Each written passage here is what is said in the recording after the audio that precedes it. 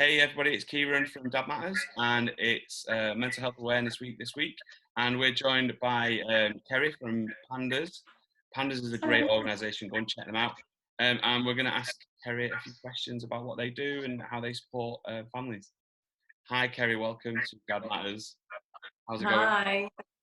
Yeah, good, thank you. Hope you're all well. Thanks for having me. What do you do at PANDAS? What's your role? So I manage all the fundraising for Pandas and all the social media channels. So I look after the Facebook, the Dad's Facebook page, Twitter, Instagram, and yeah. Excellent. So what kind of engagements do you have on social media with families? So social media seems to be the first port of call for families. We have a lot of service users reach out and ask what support channels we have at Pandas.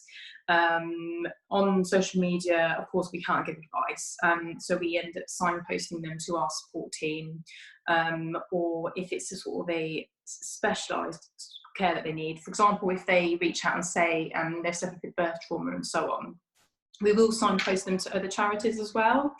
But mainly we have a free helpline which they can contact mum or dad, or a family member if they're concerned. And we've actually recently changed our helpline times, should I say, from 11 a.m. to 10 p.m. because we found that having it between 9 and 8 just didn't give those parents time after bed or during bedtime to contact us. So majority of people reach out via social media first to sort of get a feel of what support networks we offer. Also, they use, and this is through feedback from service users, if they're having a tough day or they're feeling quite low, they'll use our channels for motivation and positivity. So we post quite a lot of positive content, should I say, and they sort of look through those messages and just give themselves a bit of a boost and a bit of motivation, etc. So yeah. So what are the kinds of families that you work with predominantly? Obviously we've thought about mental health this week, but is there a specific cohort of families that you would work with? So no, everyone basically, anyone who is a parent and their family network. So it can be anything from a parent feeling overwhelmed. You don't have to have been diagnosed with a perinatal mental illness to contact us. So if you're a parent that's struggling, if you're feeling overwhelmed, if you find that you're not coping, or you have any questions at all, be it to do with anxiety or sleeping issues, anything along those lines, where you're struggling as a parent, you can contact us for support. And if we can't provide that support, we will make sure we signpost you to somebody who can. That's great. We've been on the Pandas Dads group for a bit, and there's a lot of positive messages. I really appreciate that from my point of view, being able to share that with a wider network of dads. I know you guys are working with families that maybe are acknowledging that they're struggling, but it's really important that you guys are there for us that are working with the families who aren't struggling yet. Know that you're there before it happens, you know. So those positive messages and that connection, I think that's really important. What does a typical day look like for you at the moment? How's that going? With regards to service users reaching out? Yeah, so during the outbreak, sort of at the end of March, beginning of April, we actually had a 75% increase in calls, which was huge, and one of the main reasons why we changed our helpline times and had an increase of volunteers. We just took on quite a lot of new volunteers to sort of support that. The email team have been looking at replying to over 100 emails a month. So yeah, it's been quite an increase. But again, we've seen quite an increase as well in social media with regards to our followers increasing and people reaching out via social media, be it whether they're thanking us for the supportive content because they've been struggling through the day and they've just gone onto social media, seen that message, and it's given them a bit of a boost. Because I think half the time you sort of you're in that moment where you're feeling quite low, and people then go onto social media when they have a spare moment, and it really does depend on what you're looking at and how it affects your mood, because you know, a lot of people tend to post online the sort of what we would call the perfect parent life, which, let's face it, that's just not the case. So people that come on and sort of look at Panda's content, they see that, you know, there's supportive messages and so on, and I suppose like real life and what it's like being a parent. So we've been told that that sort of helps as well. So yeah. No, it sounds busy. It has been, yeah, it has. And obviously we created the Dad's Facebook page going back a few months now, because Dad's mental health is something we really want to focus more on as well, because we have a lot of partners reach out asking us whether we do support dads because they feel that their husband needs support or their partner needs support. And so hopefully this year, or depending on the way things are going, of course, because the outbreaks affected a lot of time wise, etc.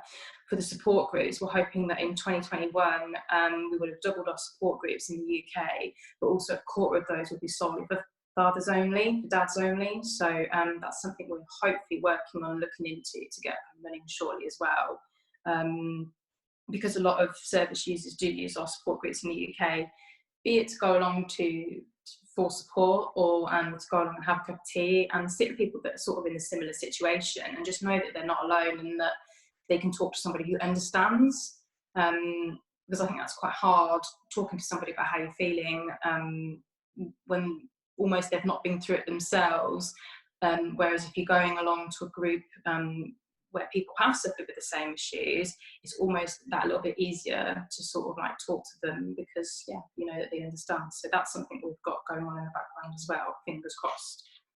Yeah, that sounds great. I think sometimes it's important to know that that peer support element of what we all do is crucial, because you can sit with somebody who's got things they need to work out without discussing the things that they need to work out. Yeah. And that really helps, you know. Yeah, I think we'd really like to know a bit more about the dads groups. We'd love to be a bit more involved and maybe support you with how that looks, because men are stubborn. The dads watching this will be laughing. The mums will be nudging them and saying, that's definitely you're stubborn. And we go into groups is something that we don't even think is an option at certain points. But it helps, you know. Groups like Andy's Man Club, Directions for Men, have all proven that men need that outlet to be able to talk. So it's really, really good thing to be doing. Have we got any kind of self-help tips that you can share with us today? So we always sort of promote, I know not many people like writing, but just keeping a journal really does help to get it all off of your chest. Things like meditation and mindfulness seem to be are really popular at the moment. So you can go on to YouTube and find quite a lot of meditation videos, or Emma Kenny does one during the week as well, on her Twitter page and Instagram page. But also as well, there are many sort of Twitter chats out there, which is good, again, to get things off your chest. But I would say as well, exercise is a good one. And I know not everybody, I mean myself included, I could not run a marathon if I tried, but just doing that little walk, or putting some music on and going for a walk, really does help to sort of clear your mind. I know that from a dad's perspective, Headspace actually do a free 7-week course, which is run by Oblong, which sort of help you to with relaxation techniques and so on. So, and that's Headspace. So they're good to go on and take a look at. Dads in Mind have Zoom calls throughout the week and shared self-care tips, etc. as well. And I know we touched base on this earlier, but there are dad meets out there which you can find via Google, or we can put them out after the chat, where unfortunately I know we can't at the moment because of the outbreak, but dads meet up, they'll have a game of football, or just meet up for a cup of tea or a chat. again, it just gives them space to focus on something other than, you know, being at home and feeling the way that they do. And you don't have to be suffering with a mental illness to go along. You know, as a parent, we all need a break, just for us. So even going along to join those sort of things for a break will really sort of help your well-being, mental well-being. That sounds great. All great advice. I think one of the things you touched on, particularly the headspace part of it. The way that men work is we want to find a solution to something, and sometimes when you overthink the problem, the solution seems too far away, and you need that distraction or headspace or time out. The way that I do it is I'll put my earphones in and I'll go for a walk, and just walk until I feel like I want to go back home. And I'm not particularly very active, but it helps me to not just the physical aspect, but the mental aspect of just having time away from computers and TVs and kids, teenagers who won't get out of bed, won't tidy the bed. Yeah. You've just got to have that time, that kind of time away, and it helps you to kind of reset your thoughts, I think. So yeah, brilliant advice there. Thank you very much for all of your support. We're going to put links in the comments, guys, so you'll be able to find the Pandas Dads group and Pandas on our website and through Facebook, and we'll add all the links in later on. Is there anything else you would like to tell our viewers, Kerry?